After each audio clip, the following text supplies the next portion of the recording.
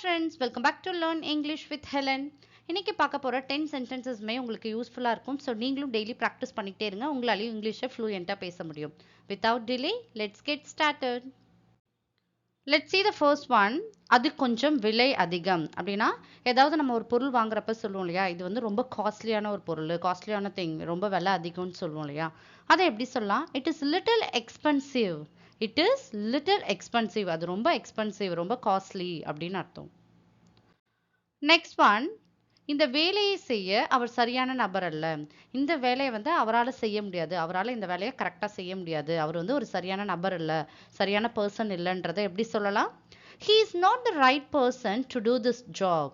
He is not the right person to do this job. இந்த வேலையை செய்யறதுக்கு அவர் கரெக்டான பர்சன் கிடையாதுன்னு அர்த்தம்.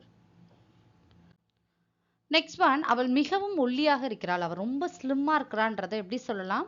She is so skinny. அப்படின்னா அவள் ரொம்ப ஒல்லியா இருக்கான்னு அர்த்தம். She is so skinny. Next one, மின்சாரம் துண்டிக்கப்பட்டுள்ளது. இப்போ வந்து கரண்ட் ஆஃப் ஆயிடுச்சு, கரண்ட் போயிடுச்சுன்றதை எப்படி சொல்லலாம்? Power has gone off. அப்படின்னா கரண்ட் போயிடுச்சுன்னு அர்த்தம். Power has gone off. Next one, நீங்கள் பின்னர் வருத்தப்படுவீர்கள். யார்கிட்டயாவது நம்ம ஒரு அட்வைஸோ ஏதாவது சொல்கிறோம், அவங்க அதை கேட்கலன்னா சொல்லுவோம் இல்லையா, நீங்கள் பின்னாடி ரொம்ப கஷ்டப்படுவீங்க, பின்னாடி வந்து நீங்கள் அதை நினச்சி வருத்தப்படுவீங்கன்னு சொல்லுவோம் இல்லையா, அதை எப்படி சொல்லலாம்? You will regret later. You will regret later. Next sentence, கதவை திறந்து வைங்கள். டோரை வந்து ஓப்பன்லேயே வைங்க, க்ளோஸ் பண்ணாதீங்கன்றதை எப்படி சொல்லலாம்? Keep the door open. அப்படின்னா டோரை வந்து க்ளோஸ் பண்ணாதீங்க, ஓப்பன்லேயே வைங்கன்னு அர்த்தம். Keep the door open. Next one, சாக்கு சொல்லாதீர்கள். ஃபார் எக்ஸாம்பிள், நீங்கள் உங்கள் ஃப்ரெண்டை மீட் பண்ண போகிறீங்க, அவங்களால அந்த இடத்துக்கு வர முடியல, ஏதாவது எக்ஸ்கியூஸ் கொடுப்பாங்க, எனக்கு உட முடியல, நான் வர முடியல, அதனால தான் வரலன்னு சொல்லுவாங்களே, எக்ஸ்கியூஸ் கொடுத்துட்டே இருப்பாங்க, சாக்கு சொல்லிகிட்டே இருப்பாங்க. ஸோ அதை வந்து எப்படி சொல்லலாம்?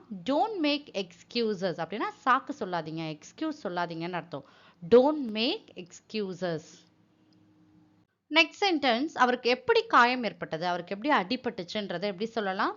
How did you get hurt. அப்படின்னா அவருக்கு எப்படி அடிபட்டுச்சு, அவருக்கு எப்படி காயம் வந்துச்சுன்னு அர்த்தம். How did you get hurt.